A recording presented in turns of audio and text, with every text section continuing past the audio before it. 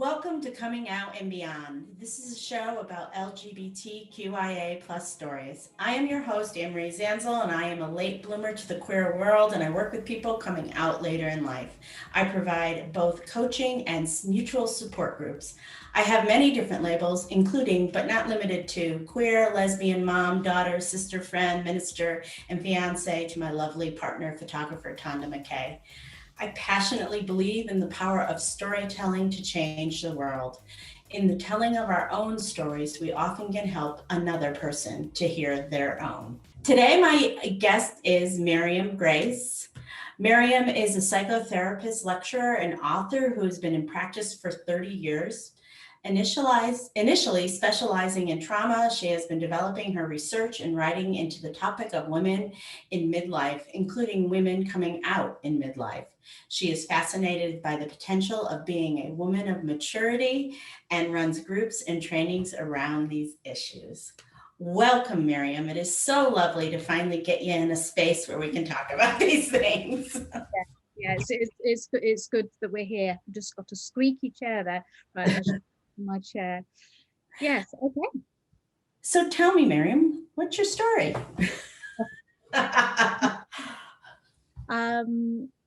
Well, I've been a psychotherapist for a long time. 10 years ago, I was living in suburbia in the UK with my husband and 2 kids and a therapy practice. And 10 years later, I'm living in a different city with a partner who's a woman, still with a thriving therapy practice, and my kids have flown the nest now. But when I was thinking about what's my story, I came back to this thing that for me, that coming out, the sexuality part is only a very small part of coming out for me. But coming out is about a whole becoming of myself. And I think when I think back to when did it all start, it started quite some time, prior to the 10-year sort of transition phase. And it happened one year. I decided that my child, who had special educational needs, I decided to take her out to school and homeschool her for 1 year, so that we could get on top of some of the physical needs that she had. And something happened inside me, and it was about that confidence when I realized that I could throw the rule book out and do something different to my peers, do something different to what was expected, do something different to what had gone before me, and how good it felt to be tuned in to that authentic strength and power and knowledge, like this is it, this is the thing to do. So I did it for my daughter, but the payoff for me was massive, and it was a snowball effect, because I began to think, well, what if I didn't manage the social diary and send my mother-in-law the cards? What if I didn't arrange the dinners and the social life? And what if I didn't initiate sex? What if Well, it sounds like what if I did what is me, what is authentic, rather than what I have been brought up to do, trained to do, socialized to do? What if I was me? And that was so radical that my whole world ended up crashing down around me into quite a terrible place, which is how I ended up in a support group where I met you. where we met, yeah. And coming out the other side of, just flourishing. And I think also too, what I hear is that you started to question yourself of, what if I don't take care of every minute detail of our lives together as a family? Yes. What will happen if I don't do that? Yes. Yes. So that was the beginning. And then there was, it was just the whole idea of realizing that a lot of what I did was about pleasing other people, um, and even with choices of partner, it was I could. This is a terrible thing to say. It's embarrassing to admit, but there was a sense that I could help them or improve their lives by my input. Um, and what's really unique in my in my relationship now with my wife is that when I went on a dating site, when I did that, I thought, what would help me? What would enhance my life? What do I need? And I had never sat down in such a calculated way and thought, actually, what do What do I I need? Yeah. mm, mm. But was it calculated or just honest? Well, I think it's about, I'm an intelligent woman, and I think it was about engaging my intelligence. And I think there's a lot of things, I think when we've been talking about counseling and supporting people, Mhm. there's a lot of things that we do unconsciously out of habit because we've been socialized that way or because we've always done it that way. And this was a really, powerful rethink of everything. So Well, it, but it it was was, calculated, perhaps not so much calculated, but intelligent. I applied my intelligence to the search as well well, as my habits. you know what I hear is that when you stopped taking care of people, running all over the place and taking care of everybody, and when you began this process and when you were at the point where you wanted to date, you were able to take care of yourself. Yeah, And yeah. there's nothing wrong with taking care of your wants and needs. I don't think it's, I understand why why we would use the word calculated, but I think it's just like, I need this in a person, this in a person, and that in a person. And it's okay. And of course, I've been saying this to my clients for years and believing that I was doing that. Yeah. It's just incredible how it's like a veil being lifted. And this is what, why part of my research that began at that point, it was for a PhD, but I became sick. So I haven't done the PhD yet, but I'm writing the book anyway. Yeah. But part of it was so, it was such a switch for me in terms of sexuality and so on. It was so powerful. It felt to me as if a veil had been lifted, as something quite unexpected, and completely out of my range of focus had happened. And I initially started going into studying midlife because I thought, is this hormones? Is this what is this? Why would this, be such a dramatic change? And I haven't got any evidence about, how the hormones play a part, but I have interviewed hundreds of women for my research, and there's one thing that women, straight or otherwise, all say about midlife, which is that there's something in midlife where when their hormones drop, they suddenly can't tolerate bullshit. Mhm.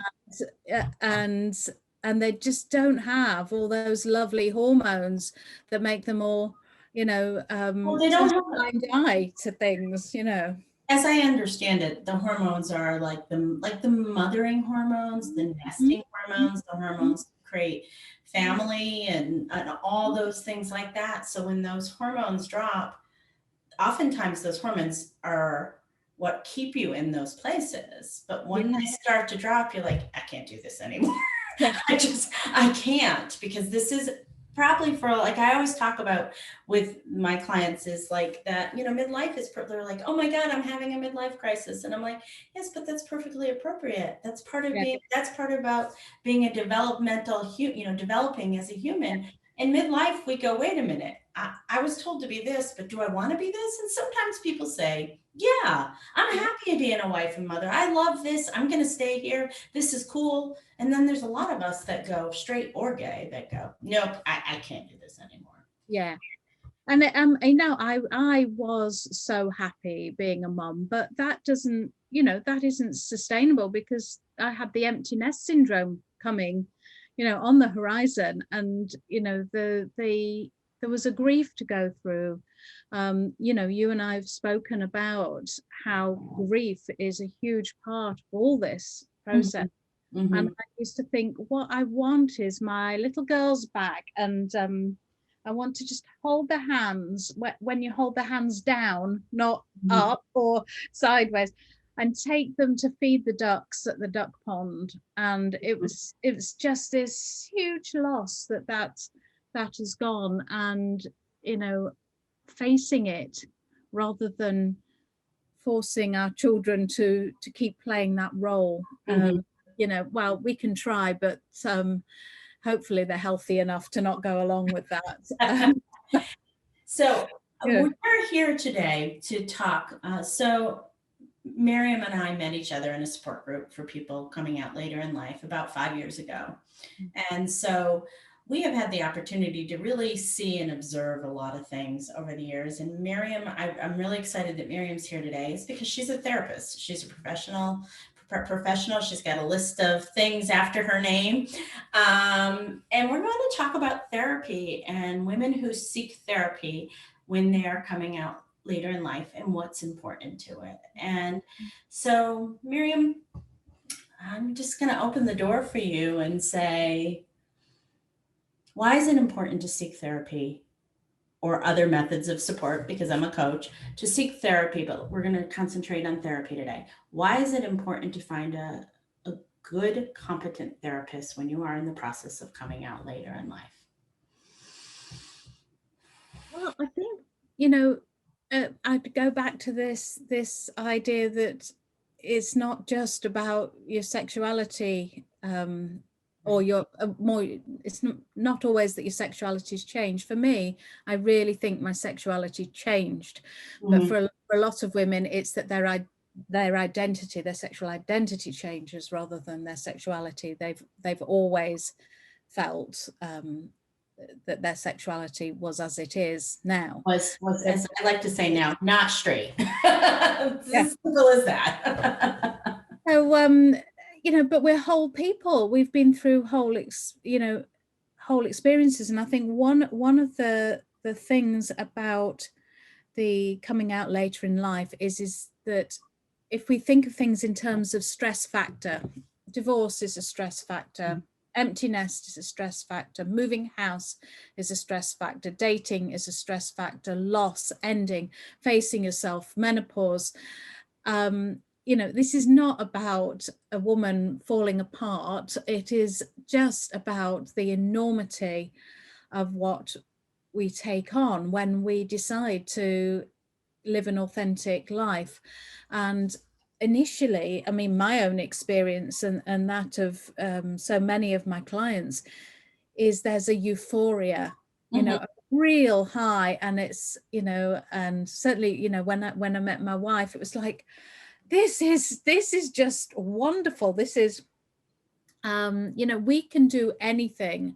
Mhm. And I can remember, you know, this is so soppy, but I can remember us when we got together, you know, you're sort of crying and being quite sad that we'd met later in life, because you know we'd have less time together, and you know, feeling like we were 19, but we thought we could do anything. And so my wife, who was my girlfriend then, you know, moved across the country, changed jobs. You know, we were at one point we were nearly homeless because of, you know, what we were faced with, which including, you know this, Anne-Marie, that I had a serious illness in the middle of all this. Mhm. So it was much more, you know, the euphoria did not carry us through that. And love is a wonderful thing, and it is wonderful to be loved and supported, but actually it isn't enough. Understanding and that understanding ourselves and compassion and understanding the whole context. And actually, funnily enough, the reason that I went into the group where we met Mhm. is because I had a partner who, she had moved, she had done all this, she was lovely and supportive. And after several months of hearing about it, she didn't want to hear about my ex-husband and my lovely house that I'd lost, and and the difficult relationship I'd had in between that, and and so on. She didn't it didn't feel appropriate that she should have to somehow be the support person. And And that frequently happens too. yeah, well, I think that women together are often very, very good at giving each other emotional support and understanding, Mhm. and that deep relationship, which is those words I put on my advert on the website that I was on. I said I wanted relational depth, and yes, I got that. Mhm. But yeah, she didn't want to be my therapist. Well, and that's something that, like I guess old war horses like we are, Miriam. Like the thing is that one of the reasons that's important to seek out professional help is that your girlfriend may love you and care about you and has been wonderful to you, but sometimes they can't hold all the stuff that's going on in your life. So, like my partner, Tanda, um, she was my person, and we've talked about it because she's going to write about, like, dating someone newly out when you've been out forever. Yeah. And she said that what she realized is that it took her a long time to realize that what I was going through had nothing to do with her.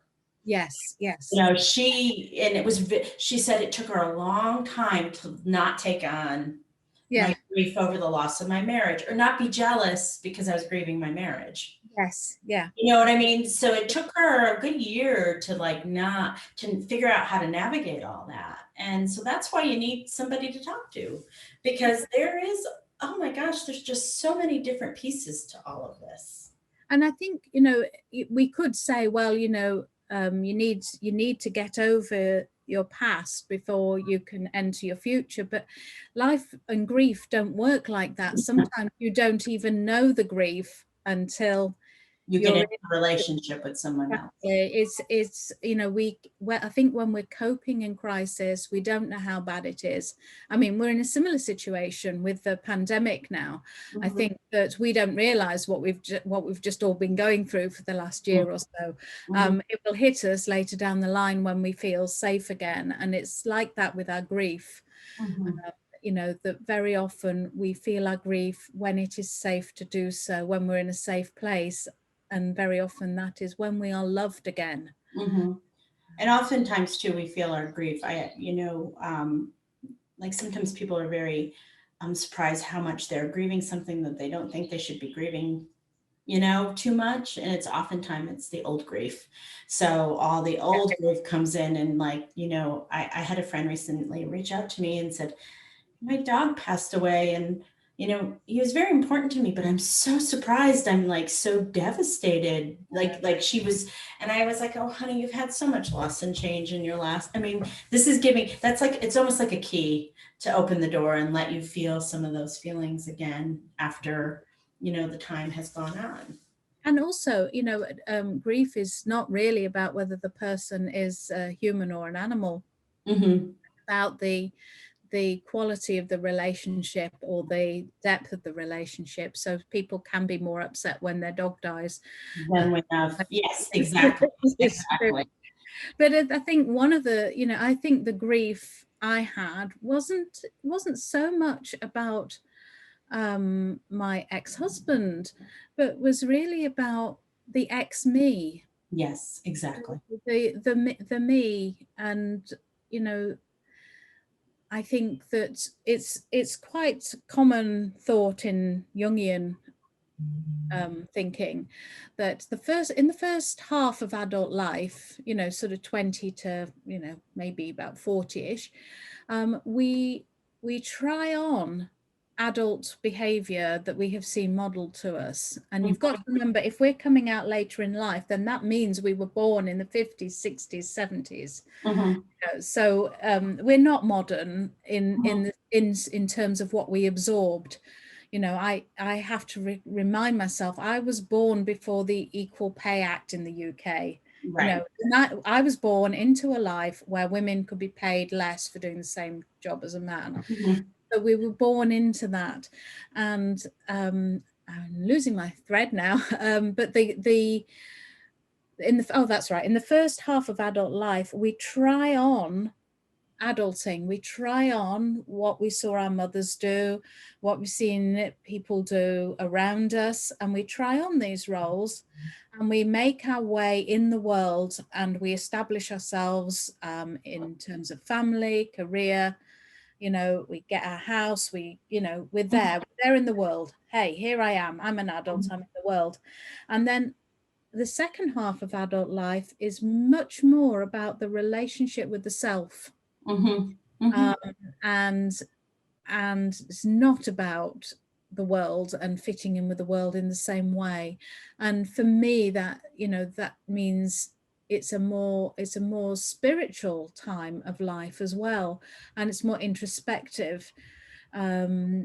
So yeah, it's not I think maybe people who are outside of this experience think, well, first of all, you do this sort of life with a man, and then you swap, and then you do the same life again with a woman. Different. But it's not, they're not comparable. It's a different thing Right. altogether. It is a different thing, and what you were it's I you mentioned the spiritual piece to it, and for me, this journey has been intense, very intensely spiritual. It's been about loss, but also in this process of having loss, holding joy at the same time. It has been this process of holding two different, what we think of as opposing emotions at the same time. Like that loss of self, I completely understand. Like the person, like I almost feel like when I hit 50, I was reborn, Yeah. because like yes, there are pieces from my old life that are still part of me, like my children and all those things that will always be a part of me. But there's things that in this journey that I've let go of, and it's okay now, but it's been a deeply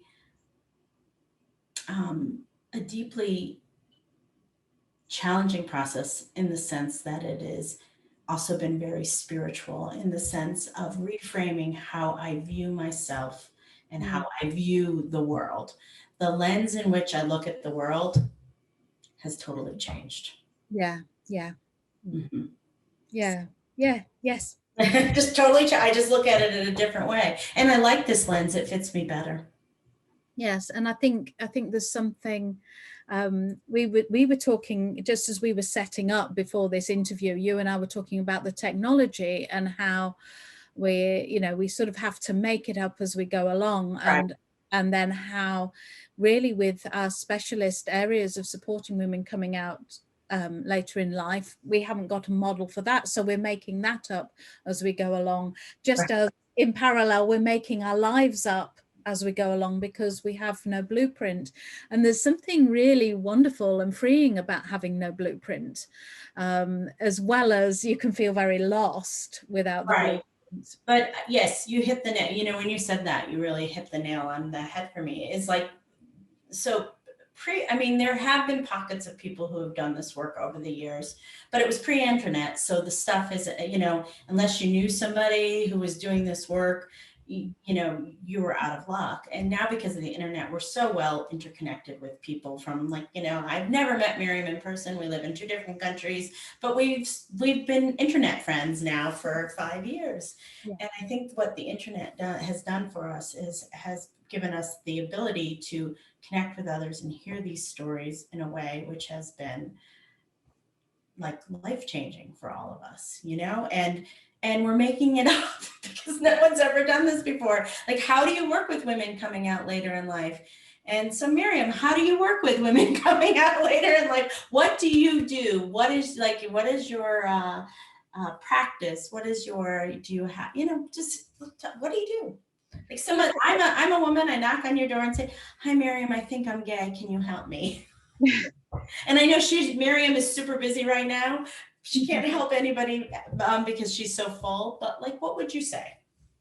Well, I think that it starts with ourselves, and I think it's if I can be confident that I can make it up as I go along, Mm-hmm. and share that honestly with another woman, Mm-hmm. then she can gain the confidence that she can make it up as she goes along. Mm-hmm. And you know, I think some of it is around also modeling that, like you say, you can feel two apparently opposite things at the same time. Mm-hmm. And you know, when we're talking about grief, I work with all my clients. It's not just it's not just the lesbians. Yeah. I work with all my clients around the importance of being able to regret Mm. and to say, I regret that, or I regret how I did that. And that the reason it's important that we can do this is because if we can't tolerate making a mistake or getting something wrong or regret, then we can't make any decisions because we'll be too frightened of getting it wrong. When we make these decisions in our lives about how we're going to do it, how we're going to move forward, we do the best we can Mm-hmm. with the knowledge that we have, but we do not know the right way to come out, to do this, to tell people. We listen to others, we learn, we make the best guess at how to do things. But if we're striving to do our lives perfectly, and can't tolerate regret, then we're going to be absolutely frozen in fear, because life is full of, I probably can't use the words here. You can go for it. You know, life is full of fuck ups, and Yeah. it's really, really important for us to have some compassion towards ourselves and towards people who will be hurt. You know, it's very, very important to me to not put rose-tinted spectacles on. You know, everybody was fine. You know, my ex-husband and my kids were fine. Mm-hmm. You know, that's not true. That's not true. So I love this thing. I love what you said about regret. Um, if a client came to you and said, you know, I really, and I know what you're saying about regret as a sense of being able to tolerate your mistakes. Yeah. But when somebody comes to you and says, oh God, I wish I had done this when I was so much younger. I really miss the fact that I missed, you know, the partying 20 somethings and doing Oh all yeah, yeah. like how do you work with all that? I think it is, you know, that it's really important that, you know, this woman can experience that regret, that sadness about having lost so many years to, you know, to being inauthentic, because it's the very sadness and regret and grief that motivates her to not lose another day. Mm-hmm. You know, so it's like, you know, frustrations like that, regret is like that. All of these things are important for us in terms of making a breakthrough. If we're comfortable, then it's the hardest thing to move, you know.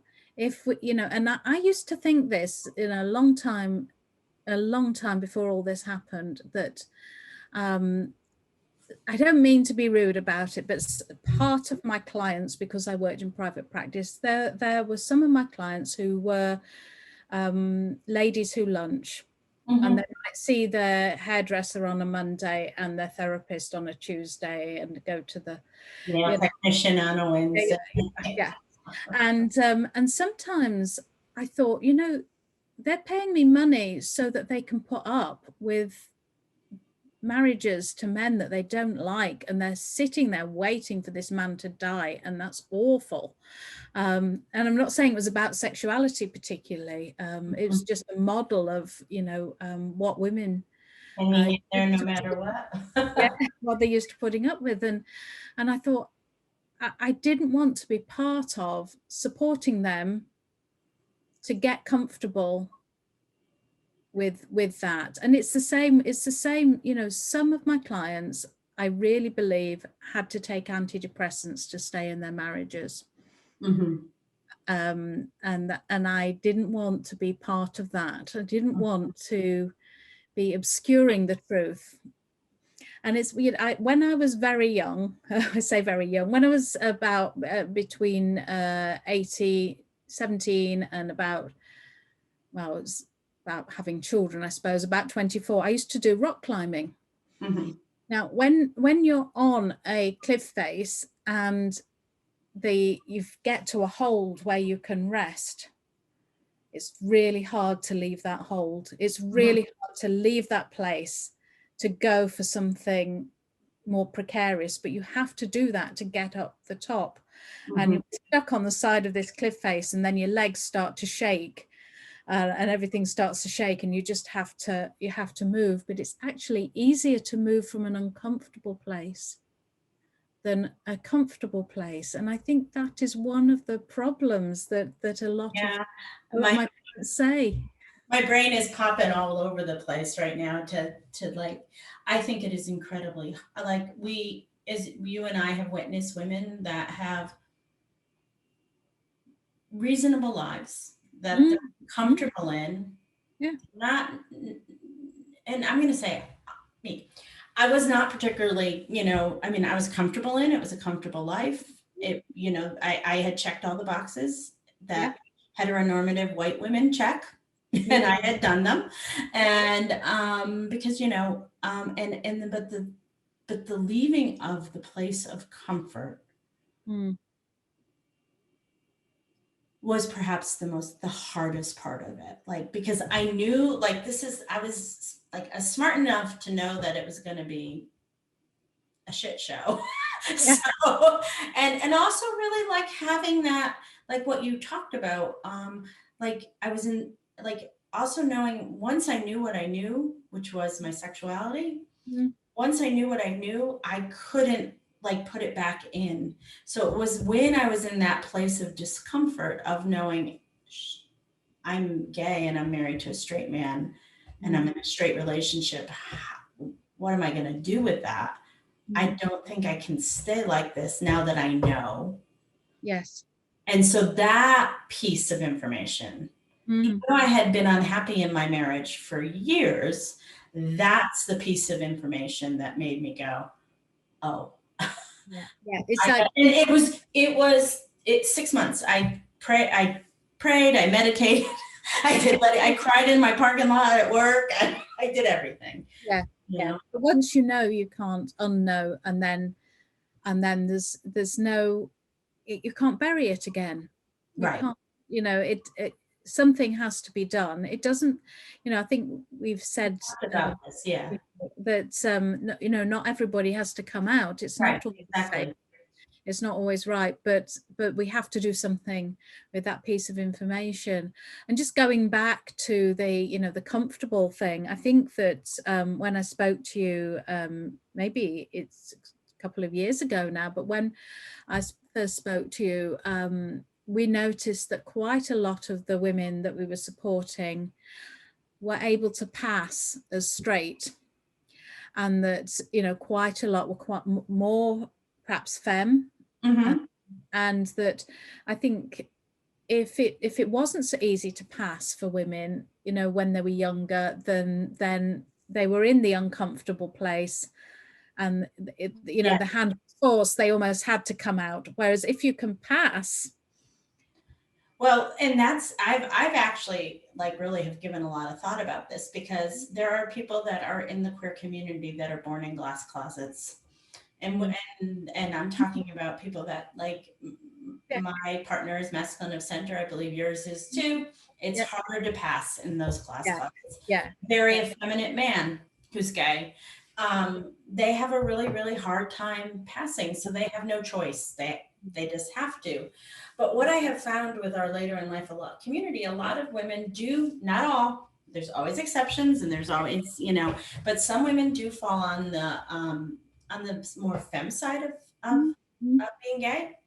yeah, And it becomes this quagmire because the whole narrative in our culture is that you're supposed to get attention from men for mm, women. mm, And oh, they did. They yeah, got attention from men when they were younger. I got attention from men. You did too. yeah, And so, okay, so we're checking that box and we're doing it. yeah, It's just yeah, like you don't even, especially in the time I think Miriam and I grew up, there were no role models. You didn't see anything on TV. mm, So unless you happen to, I don't know, meet somebody and fall in love or, something, you just didn't explore it, or unless you had a glass closet and you had no choice. yes, Um, and so what ended up happening is, you're not only, you're clicking, checking the box that, oh, you're attractive to men. And, it becomes, it becomes so confusing because you're like, okay, well, I guess this is the road I'm supposed to take yeah, because everything in my society tells me this, and mm, I'm doing this. So I guess I'll just take this road here. yeah. It's And the straight road, and then I like the curvy one, but it's the straight road, and you don't have to stay on it forever.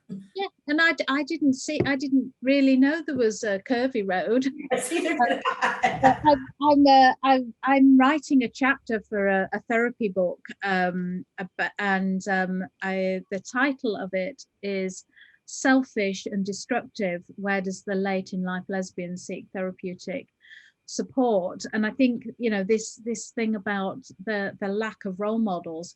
One of the research questions I asked was, when you were growing up, who did you know who was a lesbian, and did you know any lesbians with children? And I mean, having children was the most fulfilling thing, and I just feel I was born to be a mother. Well, I had no concept that you could have children, in a different way to the way that I did that. Yeah. And I I think maybe I did know some lesbians, but I assumed I wasn't one because I like to have long hair and I didn't wear dungarees. And so I had this really stereotypical Mhm. view. And yeah, and I don't think I knew some till later on. And I'm just sort of wondering if I've Miriam, I have a quick question of curiosity. Why is the chapter titled that way? well, it's in quotes, selfish and Okay. Yeah. and and I it's know because you don't feel that. but I have felt it, and I think that the reason I chose those two words is because that is the sort of the internal thought that many of us have to overcome, and the selfish bit is about thinking about yourself, and the Mhm. destructive part is that, certainly for me and so for so many of my clients, is we put a lot of effort and a lot of years into building that Yes, family and right. that structure, and we bought into it, and Yes, we perpetuated it, and we decorated it, and we we gardened it, and we did it, and mm, we created this structure that then became a prison. And yes, we have to, in order to free ourselves, we had to start dismantling the structure that we right. had built. So in that sense, it is destructive. It is a structure that we are taking down. Well, my partner said to me when we were dating, she said, she goes, "You're in a cage." She goes, "It's a gilded one, Mm, but it's mm, a cage." And actually, Ellen DeGeneres in her latest special, Relatable, talks about being in a cage. yeah. And she says that, she was in a cage, but she just didn't realize that the door was open the whole time. Yes, And, yes, absolutely. yeah. So when we were talking about I was just wondering if I had anything here. You see, I said earlier about the role models. So here's a quote, an anonymous quote from somebody. Born in 1974, I didn't know any lesbians ever. I didn't even know what the term lesbian meant. I was raised growing up that you married a man and had children. The only role model I knew was Ellen on TV in the 80s. I will not forget when she said, "I'm gay" on the microphone on her episode. Mm-hmm. And somebody else said, "I was born in the 70s. I had no idea women could be gay. At 19, I came across an out lesbian singer and I just thought, wow, I wish I could be like her. But I knew I wanted a family and therefore I couldn't be." It Yeah, was and that's also, amazing. I think that's another theme that goes through our later in life community, especially the ones of us that are over 40. I Mm, think that a mm, lot of us wanted children and mm, we mm, just didn't think outside the box. We thought the only way we could have children is to be married to a man to have kids. And mm. what I love today is I see so many lesbian families out there where they're two moms or gay families, two dads having children together, which is something like so like going back to regret. There's a piece of me that regrets that I did not have the opportunity to raise my children with a female partner. Yeah, yeah, I regret that. I mean, my yeah. partner and my kids get along great. They're not Mm, she's not their mom, but they get along great. And but you know, but I regret that like because I know how my partner has my back now and is mm, so, you know, just so there for me. And it would have been really nice to have raised children with, you know, somebody who may not be the one nursing, but would go get up and get the baby in the middle of the night, or, you know, just be a partner, which I really, you know, like a lot of women our age, we tended to raise our children pretty yeah, much on our, we were just the primary people. yeah, Husbands would help out, but we were the primary people. But that's the, yeah. they helped out. And it was hard. It was really, really hard. And I think, and lonely. And And I don't know if it's lonely because I've always asked myself. So I just finished my book, and in the chapter of the book, I talk about like having children and like how I thought it was going to be like the the panacea, that it was going to be the thing that, you know, I was going to finally be happy because, you know, and you know, and I had my children and I fell in love with my oldest child. Adore her. She's right upstairs. Um, and but like I was like, wait a minute. I don't feel as happy as I thought I was going to. And so I asked a friend of mine who had a baby about the same time, and she's like, "Oh my God, I love this. It's so wonderful." And of course, I chose the homeschooling mom of six children, the eventual homeschooling mom of six children. You know, that was her first. But you know, but I also wonder sometimes if my restlessness of being a mom was tied to my sexuality. Like, because I was just, there was something restless, and maybe I put my restlessness on, you know, oh, maybe with the kids, but it also had to do with other pieces of my life. Because I mean, you know, you know, it's so funny how we always have to qualify them. I love my kids, yeah, but you know, it wasn't as fulfilling as I thought it was going to be. I think that's the bottom line. yeah, yeah. And again, this is, this is the importance of being able to share and the truth. And I suppose one of the things when you said, what would I do if you knocked on the door and said you wanted therapy, is I I ran my first group in therapy intensive for women getting over their first lesbian love in April, and we had daily journaling exercises and then a two-hour therapy group every week, and it was an intensive. And that's what I would do. I would put these women in groups because they, what they need, what we all need is to hear bits of our experience. That's why people are listening to what we're saying right now, is that what we're all searching for at that point in our lives is has anyone else thought this? Has anyone else felt like this? Has anyone else been through this? And that is, you know, for us is the wonder of the internet and so on. Mhm. And when I joined that group, I was careful at first because I was, you know, I only had one foot out of the closet.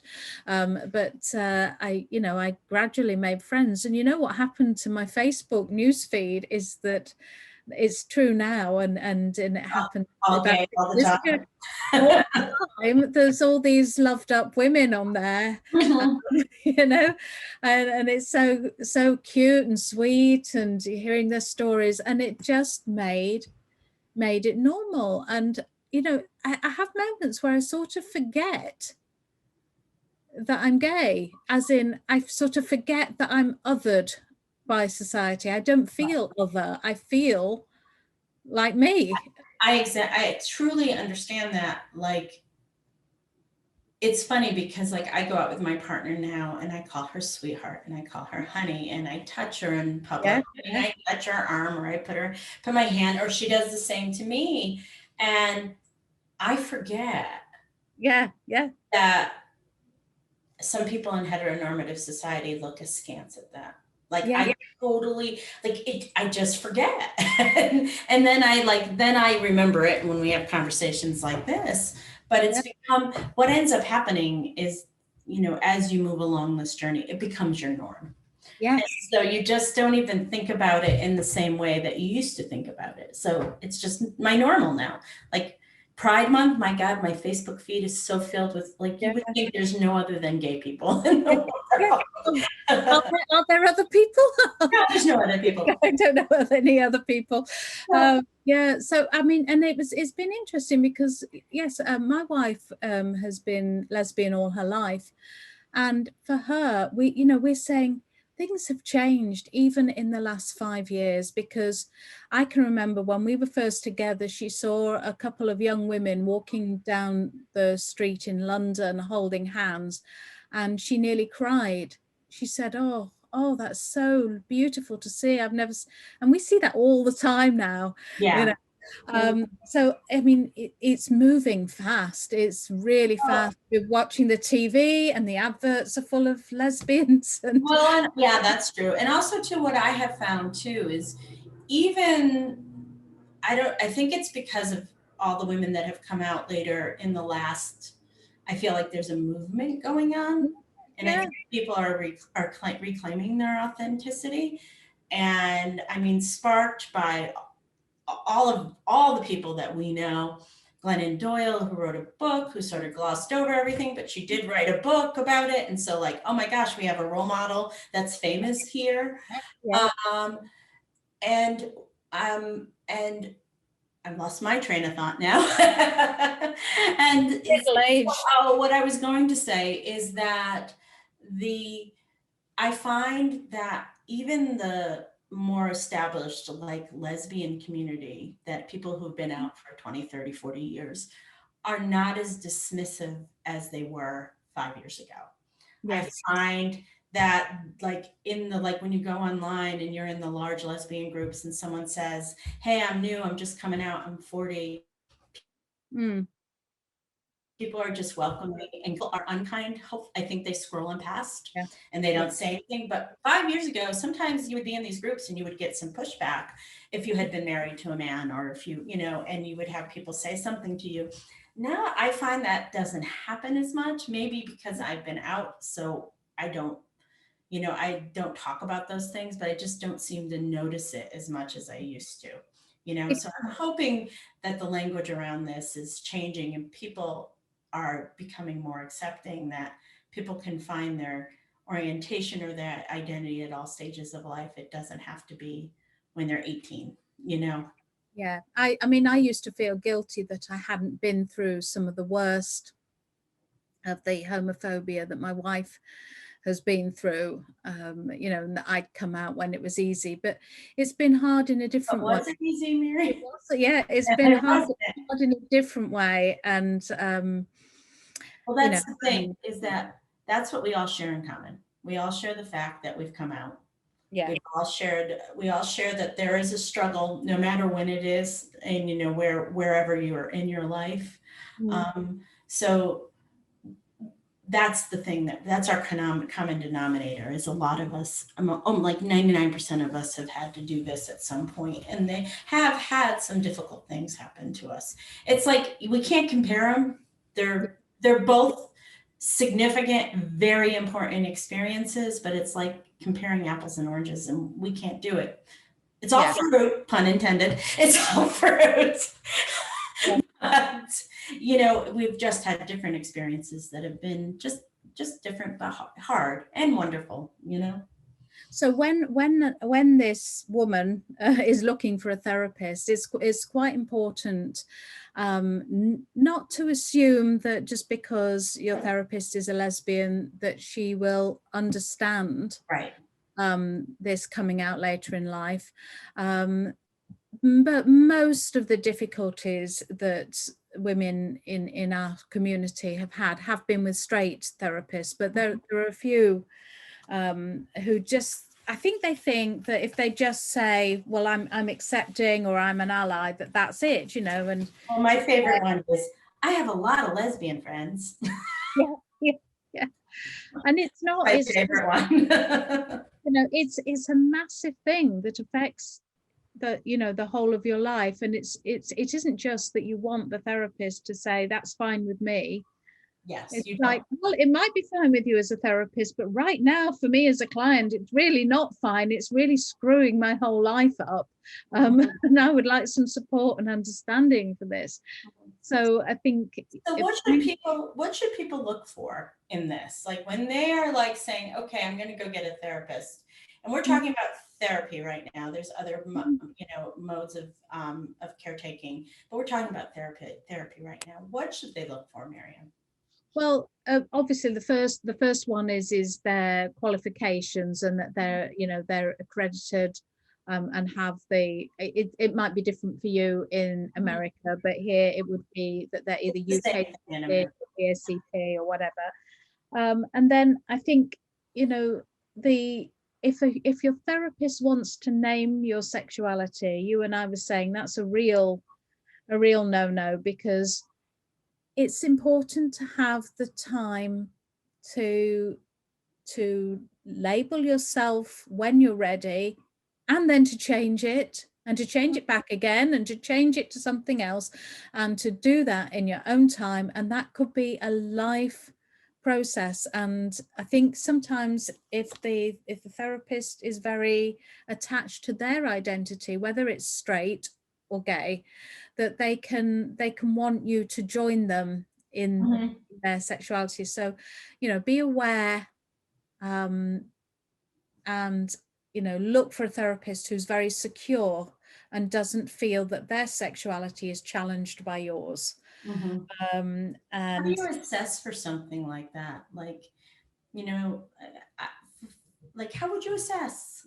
you often don't know. I mean, You again, just start. Yeah, this might be one of these things around regret. Sometimes you might do, it might sort of dawn on you, and that has you're happened in. to me. I'm sorry, yes. And like I say, I've got all these quotes. Um, Someone here says, I've had a counselor tell me I can't be bisexual, and dictate my sexual orientation to me. My first therapist was unhelpful. She advised me not to seek a relationship with a woman because life would get messy. I've got so many quotes about this. Someone else says here,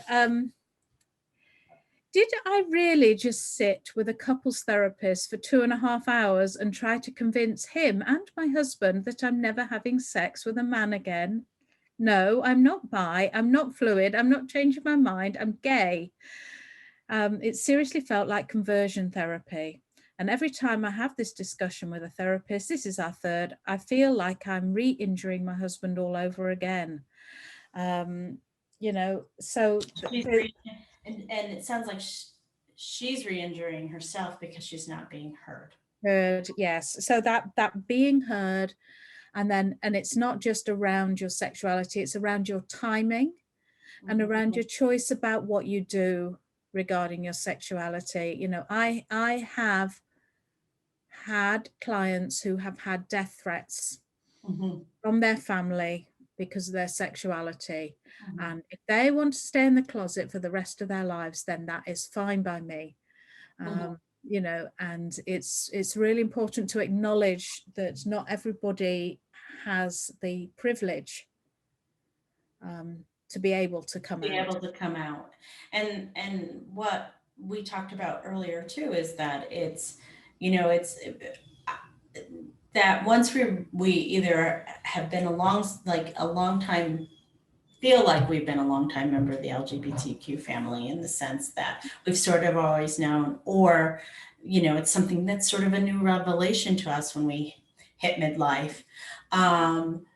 That the choice that's not the choice. The choice is what are you going to do with it, right? Yeah. And you don't. And so what Mary and I both really want to be clear is that you don't have to make the choice to come out. You don't. If it's too painful, if you could be hurt, if it's too scary, you don't have to do it. That, like, I feel like sometimes people feel pressure that they have to do it. But if it's just not something that feels comfortable right now, then you don't have to do it. You can do it later. You may never do it. It's okay. Because otherwise you're just adopting the new the new identity under the old system, which is Right. doing what you're told to, Right. Or doing what you think you should be doing. yes, rather than doing. You've made a really good point because I'm like, oh, I don't want to be telling people, but you made an excellent point. The point is that, you know, do it when you feel comfortable and it's something that you want to do, but you're not doing it because you think you should. Yeah, because why have we gone through all that awareness of realizing our conditioning if we then adopt it for some new, it might be rainbow conditioning, but it's still conditioning, it's still a norm. And I think to be aware of that, we don't have to sign up Mm-hmm. everything. And I think one tip I would give to any therapist or support person, if somebody comes out to them later in life and says, I think I'm gay or I'm gay, and in a straight marriage, I would just say to them, how do you think that's impacted you? And that way I'm not telling them how it's impacted them, but I am acknowledging that it's a big deal. Mm-hmm. Mm-hmm. And I'm here to talk about it. And I love that question because a lot of us, when we first come out to families and friends, the first question out of everybody's mouths is, how are the kids? Or, or how's your husband handling all this? Yeah, Very rarely do people say, like, oh my God, how are you handling all of this? yeah. How is this impacting you? There are people that occasionally do it, but most people don't get that question in the beginning. Mm, You know, mm, mm. so any more advice for those seeking therapy or thinking about seeking therapy? Well, I'll self promote a little bit. I haven't any space for individual therapy, but I do have some groups, and I do have the heartbreak group, which I will run again, but probably for longer because I can't get rid of my heartbreak group. They finished in April, but they're still running, and we're still having. I find that, yeah. Miriam and I both do groups, and that's the number one thing is that people are looking for community. And Yeah, so, like, my groups sometimes are like, let's do it again. yeah, It's like, and we do it again. So, I think what Miriam offers is so important. So many of us who come out later in life often fall in love with somebody mm, before all of that happens. Some of us do, some of us don't. And sometimes getting over that heartbreak mm, is possibly the hardest thing people have ever done. And so I'm yeah. so excited about these groups, Miriam. I think it's going to be really, really helpful to a lot of people. Can I ask you something? Would Mm. you allow a woman into the group that might be in the late 20s, early 30s, not particularly coming out later in life, but is processing their first, Yeah, yeah. heartbreak? My group, I sort of say what the group's about. So, I talk about the heartbreak and so on. And my group is for anybody who identifies with that experience. So, it's really very inclusive. So It, anyone, you know, no matter how it, they identify. it's really up to the client to sort of think, well, will I get what I need out of a group that might be predominantly middle-aged cis women, uh, Mhm. but it's open to everybody, but it's just thinking about how to get your needs met and whether that group description is what you identify with rather than the labels. So how do you work that group? What happens with it? And like, how do you work through all the heartbreak? Well, we're really trying to do in tandem two things. And one is the grieving, and the other is living your life and moving forward. So instead of waiting for the grief to be over before you move forward, we're doing both together. We are looking at we do week one is really about acknowledging the feelings, and week two we're doing the thoughts and the conditioning and the addictive chemicals and all of that. So we think about why is it so powerful. We do feeling, thinking, then we do behavior. And there's things that women in that much intense pain do to perpetuate the pain. And so we look at behavior, and then we sort of look at this sort of flourishing and engaging moving forward. So those are the 4-week themes, but it's all about steps forward, steps back, feeling terrible, crying a lot, and then doing exciting things on their own, that are about self-care and self-compassion. So I would say it's mainly self-compassion based, but we use our thinking. So I do a thought for the day, a journaling exercise during those weeks, and the women commit to reflecting on their hurt, their anger, their feelings, and so on. There's a healing heart meditation that I've recorded, and actually that is free for anyone who wants it if they sign up to my newsletter on my website, and I'm sure you're putting the links in on this. So if you sign up to my newsletter, you'll get my healing heart meditation. And some of the women in my group say they've done that several times a day on a bad day. So there's that. And I also train psychotherapists and counselors in work in sexuality training, and I've run several sexuality workshops over the years, but I'm now including the coming out later in life chunk in that, and this is just because straight therapists and lifelong lesbian therapists and gay men and so on, they can all support these women as clients. And he'll come out later in life. Yeah, absolutely. But we do need to have training, and I don't say that my personal experience qualifies me to do this. I've paid for and been away on courses about working with diversity and sexuality and gender and all of those things, and to keep our qualifications, to keep upping our qualifications is really important. So I'll be running some trainings about that, and those can be found on my website as well. So all that information will be at the end of this. Yeah. It will be up at the end of the podcast, and it'll be on the YouTube channel, so you can find Miriam. So Miriam, let's wrap it up. And when you were coming out, or actually, let me rephrase that. A book or a movie that really just widened your view of the world or changed your perspective. Do you have one?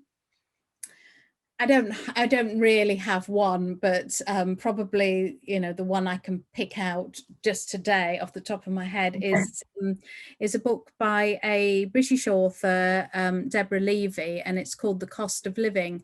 And although she's not actually coming out, it's about a woman in midlife, empty nest, divorcing, and just learning to look after herself. And it's autobiographical, and I just related to every single sentence from that book.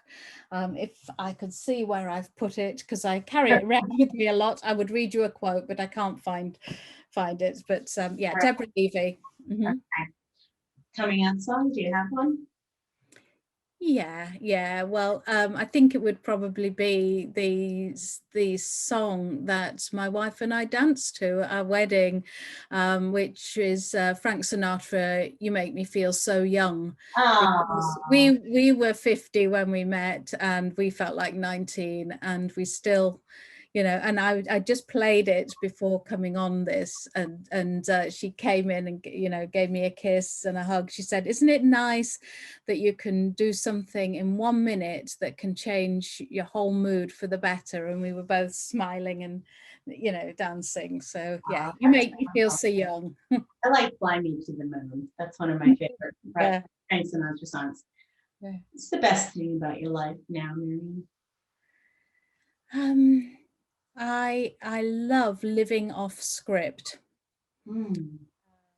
It's not, I can't say it's easy, but I feel authentic. I feel connected in a relationship where I feel I've got that relational depth that's so important to me. And it's exciting because I really don't know what the blueprint is. There is no blueprint. There's no script. So that suits me. Suits me.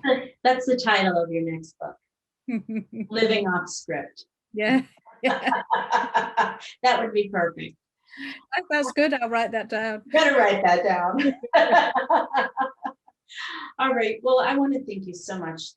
Talking to you today was wonderful. It felt like a conversation. We went all over the place, but it was wonderful. And I really appreciate your insight about, you know, when people are seeking out a therapist. And I hope we can have another conversation sometime. Yes, particularly on the heartbreak thing. I think that would be really Definitely. interesting to go into that some more. Yes. Well, thank you very much, Miriam. It was wonderful to have you today. It's my pleasure.